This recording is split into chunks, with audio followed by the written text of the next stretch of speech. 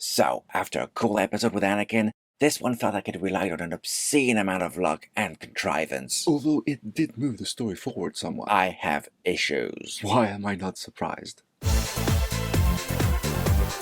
Hey, Commander Fennec here, and we've traveled from one galaxy to another to finally reveal what had been hinted at since Season 3 of The Mandalorian, the return of Thrawn. A character first introduced in Heir to the Empire, a book published in 1991, and he proved so popular he was incorporated into the animated show Rebels. But we don't need to know anything about this. Of course, there's clearly history, especially between him and Sabine, but enough is given to us to follow the story without having to do any homework. And let me tell you, I'm grateful for that. But it's the story threads of this episode that have irked me. Well, we better talk about them then. We're going to have to head into spoiler territory. No need for the alert though. It's just the two of us this time. Ah yes, poor mouse. So, let's start at the very beginning. We're told Elsbeth's people, the Dathomiri, were among the first to harness and ride the Star Whales, allowing them access to the Star Wars galaxy. Yet in the next sentence, we're told the whales come to Peridia to die.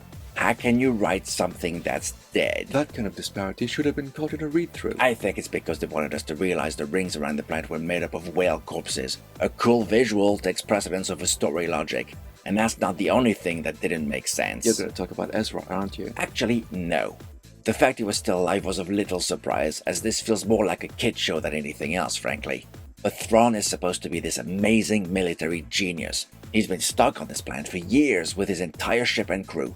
Ezra was on his own. He not only managed to escape the ship, but he's been on the run on the planet ever since and he was never found. Yet Sabine found him in an afternoon. It did feel too easy, that's for sure. And a huge reliance on luck. Sabine happens to bump into a sympathetic creature who she speaks English to, and it responds in their own language. They find a common element, in this case the Rebel Alliance logo.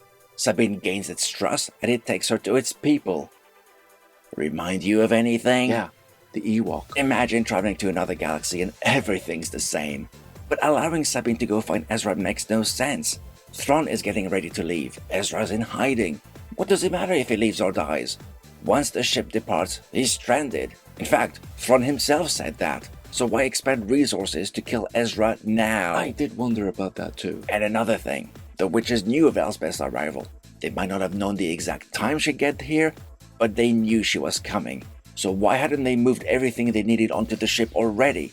We're told it's going to take 3 days. That's a lot of time wasted if you ask me. You know the answer to that. So the story can happen. If the story needs an artificial amount of time for it to happen, it's not a good story. And that's the problem I had with this episode. It didn't make sense. Like Sabine insisting with Bitten that she'd made a deal with him.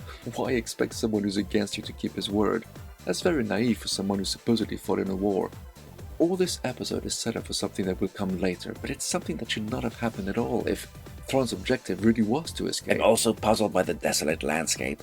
Where's all the food for the natives we encountered to eat, or items to make clothing and such? If anything is interesting though, it's Balin's own quest. Something different draws him to this planet. He's a great character with a lot of mystery.